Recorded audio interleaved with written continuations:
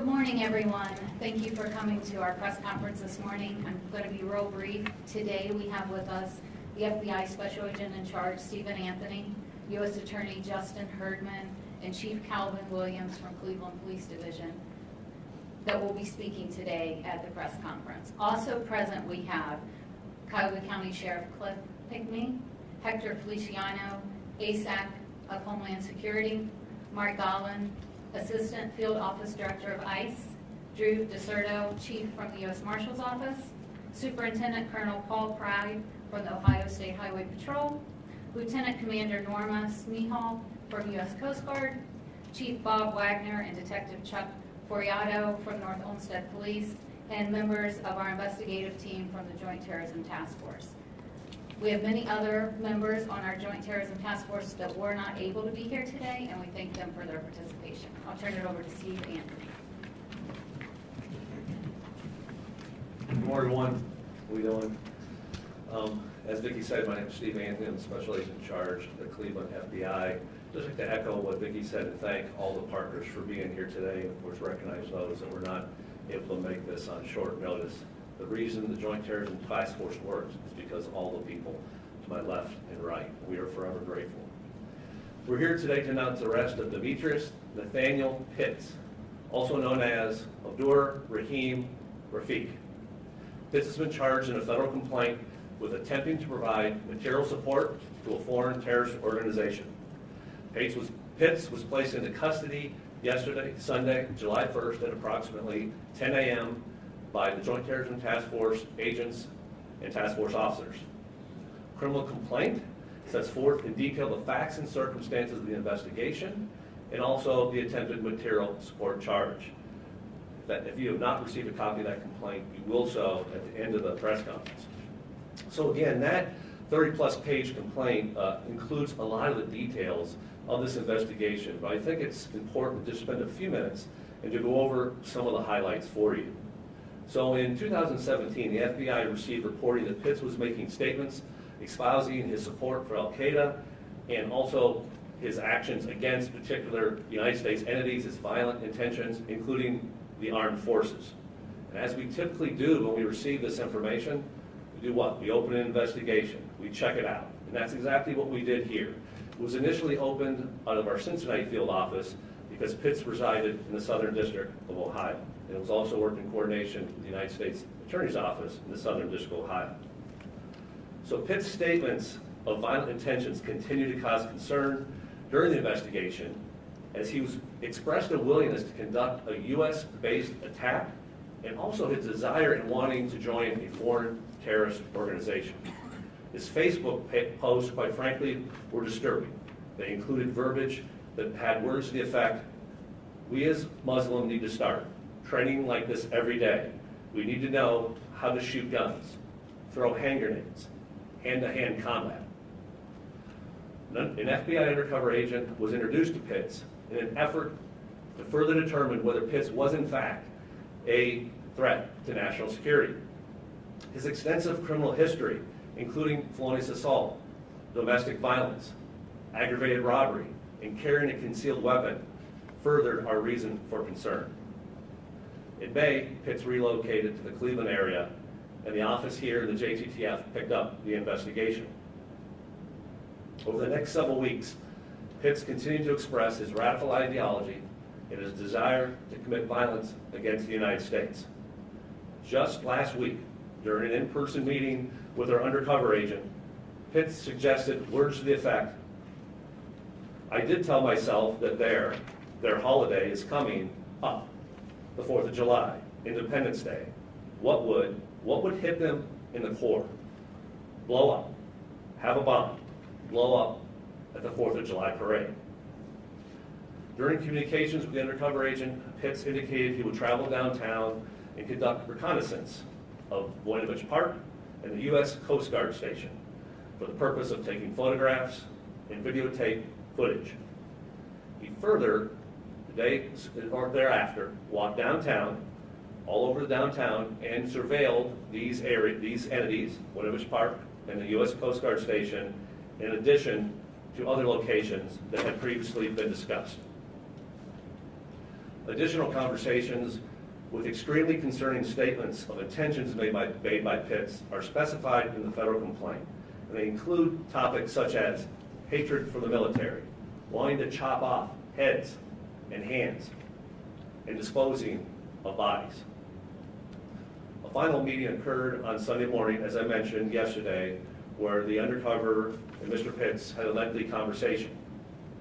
Pitts again, on his own, expressed his allegiance to Al-Qaeda, his desire to participate in a terror attack on July 4th in Cleveland, Ohio, his desire to kill military personnel and their families, his desire to kill federal and local agents, and his desire to commit a future attack at a date to be determined in Philadelphia, Pennsylvania, an area he once resided. At the conclusion of the meeting, Mr. Pitts was arrested. He will be appearing before a U.S. magistrate later today. I think everyone in the room knows this, but this case illustrates that law enforcement, of course, cannot sit back, in this case, wait for Mr. Pitts to commit a violent act.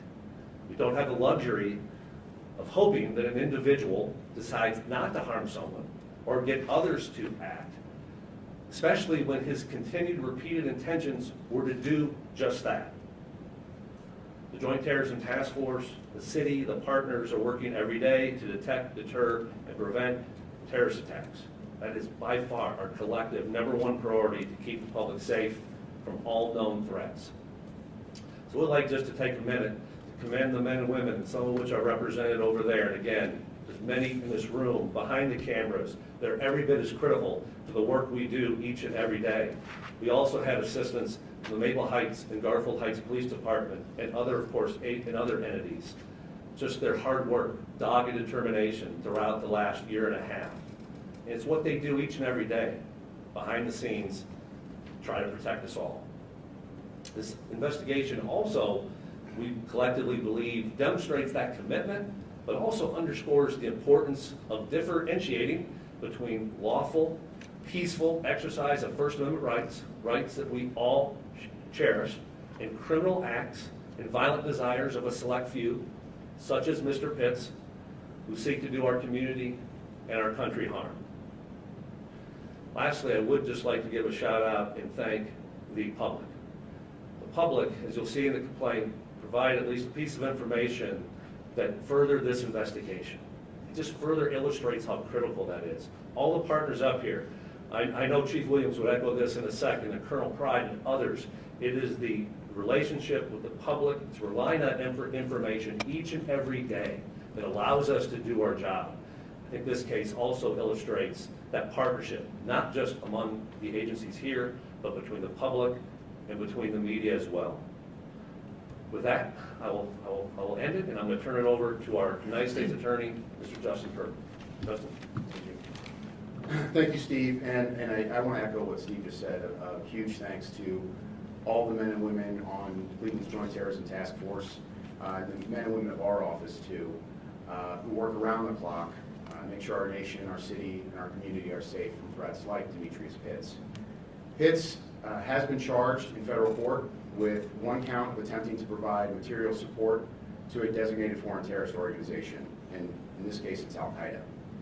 The statutory maximum sentence for that charge is 20 years in prison. We will be presenting our evidence to the grand jury seeking an indictment against Mr. Pitts. As Mr. Anthony mentioned, there will be a complaint affidavit provided to the public and will be filed with the court. But as detailed in that affidavit, just last week, this defendant was walking around downtown Cleveland, conducting reconnaissance on what he thought was a large-scale attack planned for the 4th of July. He looked for locations to park a van that would be packed with explosives. He talked about taking targets like St. John's Cathedral off the map. And just yesterday, he discussed giving remote control cars packed with explosives and shrapnel to the children of our military uniform members. When asked about the carnage that this would cause, Pitts said comments like, "I don't care, and I have no regrets." As I mentioned, many people worked around the clock on this case over the weekend and over the past several weeks in order to ensure that the public would be safe. Now, in less than 2 hours, Steve and I will be in Mentor, and we're going to be there for the funeral of a husband, a father, and a police officer who was killed in the line of duty. And in just 2 days, Americans will gather with friends and family, probably over backyard barbecues, to celebrate our nation's birthday. And I bring both of those things up because they both acknowledge an observance of what our nation represents, both in principle and in practice. This defendant, by his own words and by his own deeds, wanted to attack our nation and its ideals.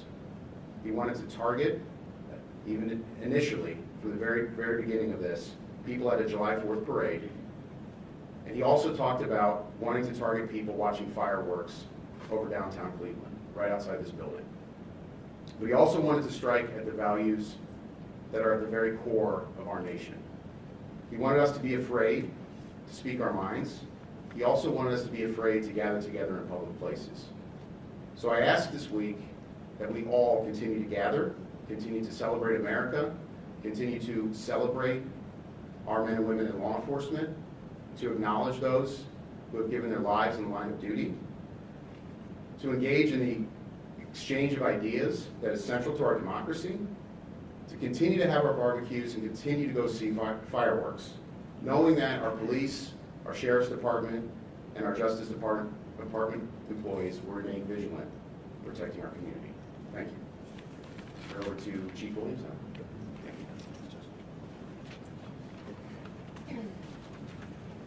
Good morning. I want to start by thanking Special Agent in Charge Stephen Anthony of the FBI here in Cleveland and U.S. Attorney Herdman. As they stated, an incident like this doesn't get resolved in silos. Our partnerships are very important here in Northeast Ohio, as you can see by the people represented here on stage, and we continue to foster those partnerships and to get the word out to people to let us know when things are happening. On behalf of Mayor Jackson, I definitely want to thank Steve Anthony, the members of the Joint Terrorism Task Force. A lot of them aren't here today, but their work does not go unnoticed. Definitely our partners that you see here standing today. But I also want to talk to our communities out there, because as Steve stated, you don't solve these things alone. You definitely need the public's help. You definitely need our vigilance, and we're just starting summer here. And this isn't, the first holiday that happens over summer. So we need to make sure that we stay vigilant. We need to make sure that we keep our eyes and ears open. Law enforcement is going to be out there this summer. We're going to be at every major event. We're going to be out there day in and day out for our community. So if you see something, definitely say something. Notify a law enforcement officer, notify somebody that can actually respond and check it out. It may be nothing, but it may be something. This thing started with a person that started talking online about what he wanted to do, and it escalated into what you have today. So our community definitely needs to stay vigilant. We need to make sure that we keep each other safe. We need to keep our plans up. We need to keep our intelligence gathering up, because those that seek to do us harm are doing exactly the same thing. So we have to stay vigilant.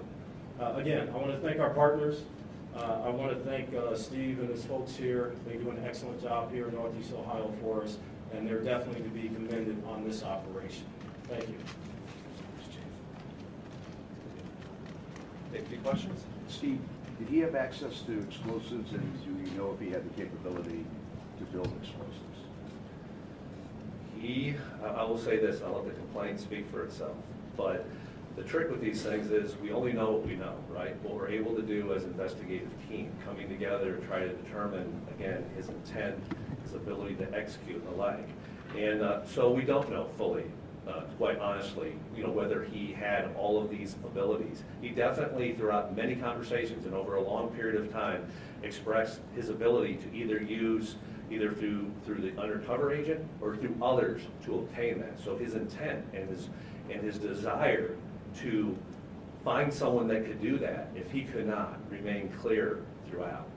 His precise ability to do specific things, again, we may never know. I will say that we didn't have specific information that he had a past history of being able to do that. Steve, did you, have you guys searched his home? And if so, what did you find?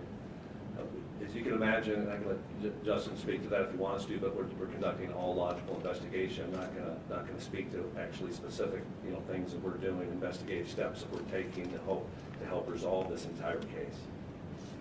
Yeah, again, as Steve said, I don't think we want to get into specific investigative steps that have been taken or not taken at this point in time, but suffice it to say that it did not stop with the arrest of Mr. Pitts. We've done everything we can to complete the investigation. Now, you say he had ties to Al-Qaeda. Are they just ties that he voiced, or do you have specific information that?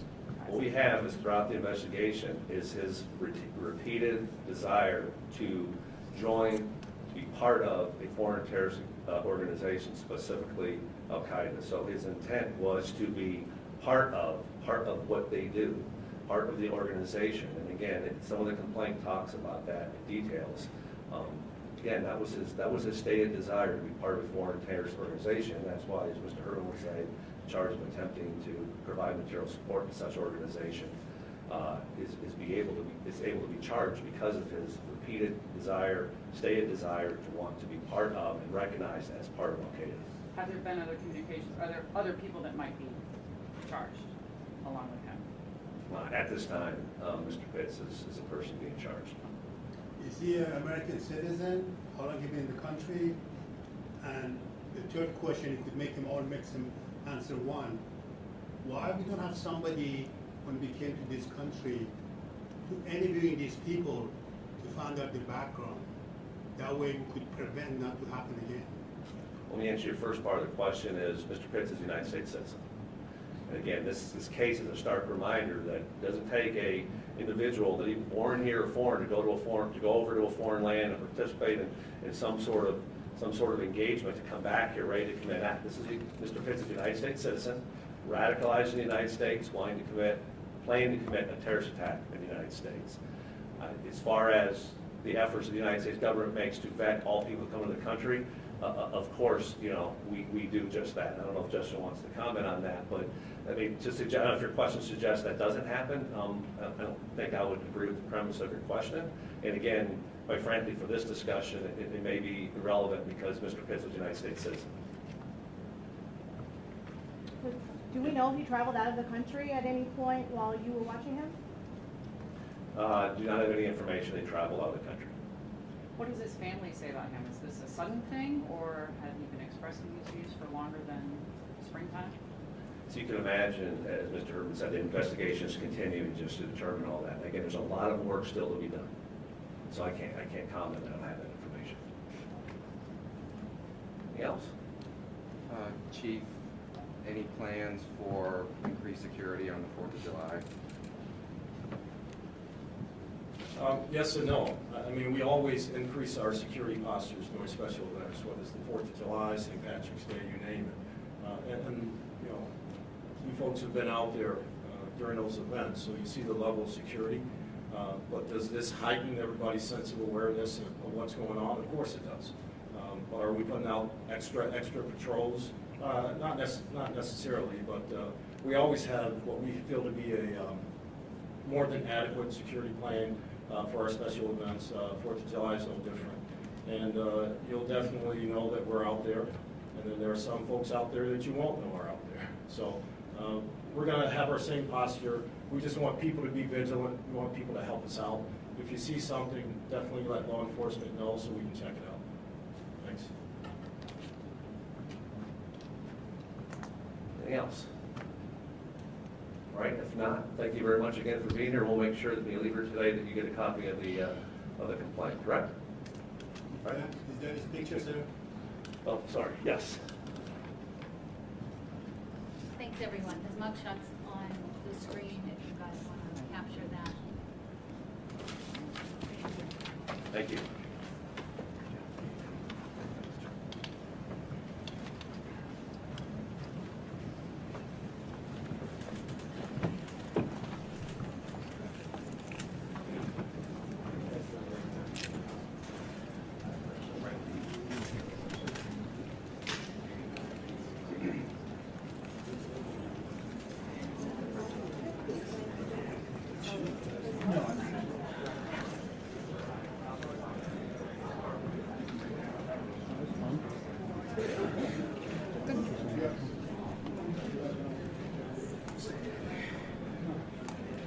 is what it is, right?